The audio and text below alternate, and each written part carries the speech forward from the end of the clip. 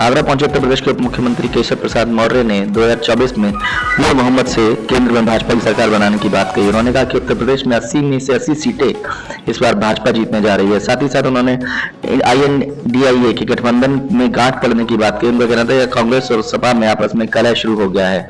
हालांकि उनका यह भी कहना था कि कितने भी गांठ टूटे या बढ़े, भाजपा को इससे कोई फर्क नहीं पड़ता। अब्दुल्ला आजम की सुनवाई को लेकर भी केशव प्रसाद मौर्य ने बताया कि जब अदालत ने उनको नकार दिया है तो इस पर कुछ बोलने की आवश्यकता नहीं है। जो गलत करेगा उसे किसी भी हालत में इस सरकार में बख्शा नहीं जाएगा।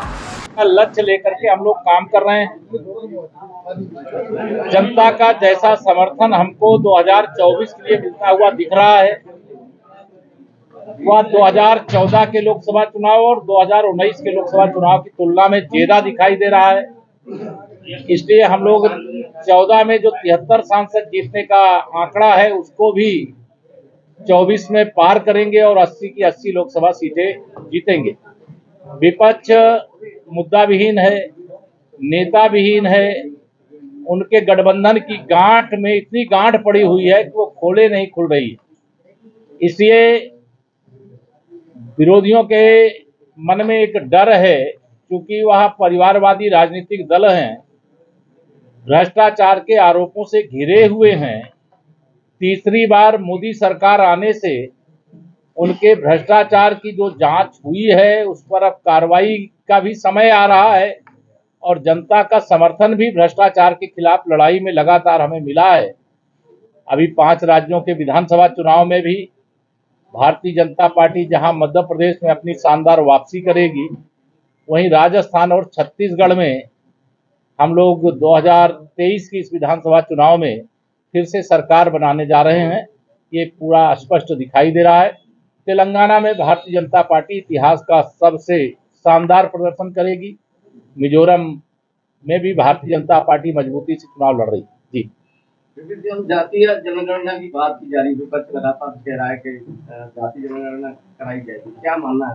देखिए, जाति जनगणना के खिलाफ भारतीय जनता पार्टी नहीं है, लेकिन जो जाति जनगणना कराने की बात कर रहे हैं उनका शुद्ध रूप से चुनाव के समय एक सिगूफा है। ऐसा एक तरह से वह शस्त्र लेकर के आने की कोशिश कर रहे हैं जिसमें धार ही नहीं है। जब यह सत्ता में थे तब इन लोगों ने कुछ किया नहीं, जब सत्ता में नहीं है, 2024 का लोकसभा चुनाव सामने है, तब इन्हें पिछड़े वर्ग की याद आएगी, फिर अनुसूचित वर्ग की याद आएगी, उसके बाद अनुसूचित जनजाति वर्ग की याद आएगी, फिर गरीबों की याद आएगी, फिर महिलाओं की याद आएगी। लेकिन इनकी नीयत खराब है, ये किसी के सगे नहीं है। जब सत्ता में थे किसी का ध्यान नहीं रखा, जब सत्ता से बेदखल हो गए तब इस प्रकार के यह विषय उठा रहे जिसे जनता नकार चुकी है।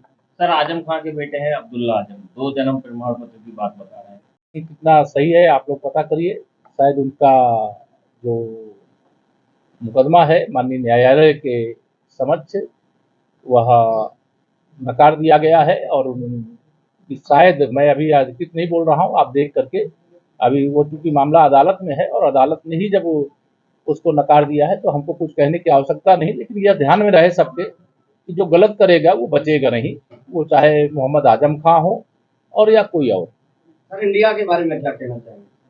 इंडिया के बारे में यही कहूंगा कि भारत इस समय प्रगति के पथ पर आगे बढ़ रहा है। इंडिया